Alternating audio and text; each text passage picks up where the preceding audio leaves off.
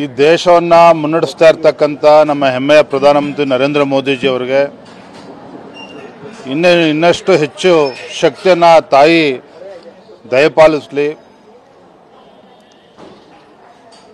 ಮತ್ತು ಕರ್ನಾಟಕ ರಾಜ್ಯದಲ್ಲೂ ಕೂಡ ಹೆಚ್ಚಿನ ಬೆಂಬಲದೊಂದಿಗೆ ಹೆಚ್ಚು ಸ್ಥಾನಗಳನ್ನು ಗೆಲ್ಲೋದ್ರ ಮುಖೇನ ನರೇಂದ್ರ ಮೋದಿಜಿಯವರ ಕೈಯನ್ನು ಬಲಪಡಿಸಬೇಕು. ಈ ನಿಟ್ಟಿನಲ್ಲಿ ತಾಯಿ ಸನ್ನಿಧಿಯಲ್ಲಿ ವಿಶೇಷ ಪೂಜೆಯನ್ನು ನಾವು ಸಲ್ಲಿಸಿದ್ದೇವೆ. ಸರ್, NDRF ಫಂಡ್ ಕೊಡಲಿಲ್ಲ ಅಂತ ನಾವು ಕೋರ್ಟ್ ಮೊರೆ ಹೋಗ್ತಾ ಇದ್ದೀವಿ ಅಂತ ಸಿದ್ದರಾಮಯ್ಯ ಅವರು ಇಂಥ ಕೆಟ್ಟ ಪರಿಸ್ಥಿತಿ ರಾಜ್ಯದ ಮುಖ್ಯಮಂತ್ರಿಗಳಿಗೆ ರಾಜ್ಯ ಸರ್ಕಾರಕ್ಕೆ ಬರಬಾರ್ದಿತ್ತು. ತನ್ನ ವೈಫಲ್ಯಗಳನ್ನು ಮುಚ್ಚಾಕೊಳ್ತಕ್ಕಂಥ ಸಲುವಾಗಿ ಚುನಾವಣೆ ದಿನಾಂಕ ಘೋಷಣೆ ಆದ ನಂತರ, ಲೋಕಸಭಾ ಚುನಾವಣೆ ಘೋಷಣೆ ಆದ ನಂತರ ಈ ರೀತಿ ಸುಪ್ರೀಂ ಕೋರ್ಟ್ ಮೊರೆ ಹೋಗ್ತಕ್ಕಂಥ ಒಂದು ಡ್ರಾಮಾ ನಿನ್ನೆ ರಾಜ್ಯದ ಮುಖ್ಯಮಂತ್ರಿಗಳು ಏನು ಮಾಡಿದ್ದಾರೆ ಅವರಿಗೆ ಶೋಭೆ ತರ್ತಕ್ಕಂಥದ್ದಲ್ಲ.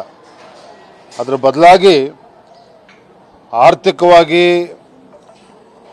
ನಿಮ್ಮ ಉಬ್ಬಿದ ರಕ್ತನಾಳಗಳ ಸಮಸ್ಯೆಗೆ ಎವಿಸ್ ಆಸ್ಪತ್ರೆಯಲ್ಲಿ ಕೇವಲ 30 ನಿಮಿಷದ ಲೇಸರ್ ಚಿಕಿತ್ಸೆಯೊಂದಿಗೆ ಮುಕ್ತಿ ಹೊಂದಬಹುದು. ಹೆಚ್ಚಿನ ವಿವರಗಳಿಗಾಗಿ ಸಂಪರ್ಕಿಸಿ 8088837300.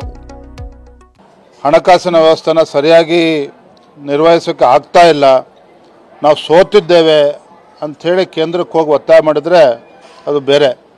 ತಮ್ಮ ವೈಫಲ್ಯಗಳನ್ನು ಮುಚ್ಚಾಕೊಳ್ತಕ್ಕಂಥ ಸಲುವಾಗಿ ಈ ರೀತಿ ಒಂದು ಚುನಾವಣೆ ಸಂದರ್ಭದಲ್ಲಿ ನಾಟಕ ಮಾಡ್ತಕ್ಕಂಥ ಏನು ಕೆಲಸ ಮಾಡಿದ್ದಾರೆ ಮಾನ್ಯ ಮುಖ್ಯಮಂತ್ರಿಗಳು, ನಿಜವಾಗ್ಲೂ ಕೂಡ ದುರಾದೃಷ್ಟ ಆಯಿತು.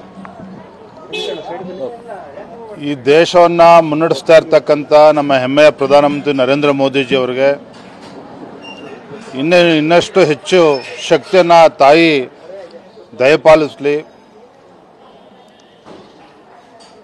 ಮತ್ತು ಕರ್ನಾಟಕ ರಾಜ್ಯದಲ್ಲೂ ಕೂಡ ಹೆಚ್ಚಿನ ಬೆಂಬಲದೊಂದಿಗೆ ಹೆಚ್ಚು ಸ್ಥಾನಗಳನ್ನು ಗೆಲ್ಲೋದ್ರ ಮುಖೇನ ನರೇಂದ್ರ ಮೋದಿಜಿಯವರ ಕೈಯನ್ನು ಬಲಪಡಿಸಬೇಕು.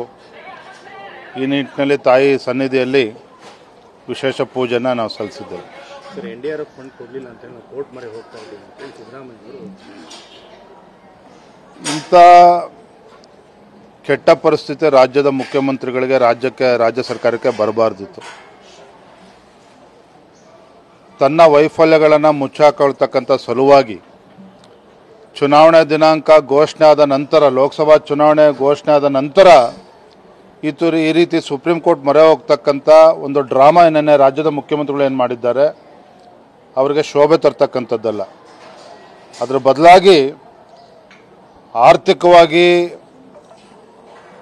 ಹಣಕಾಸಿನ ವ್ಯವಸ್ಥೆನ ಸರಿಯಾಗಿ ನಿರ್ವಹಿಸೋಕ್ಕೆ ಆಗ್ತಾ ಇಲ್ಲ, ನಾವು ಸೋತಿದ್ದೇವೆ ಅಂಥೇಳಿ ಕೇಂದ್ರಕ್ಕೆ ಹೋಗಿ ಒತ್ತಾಯ ಮಾಡಿದರೆ ಅದು ಬೇರೆ.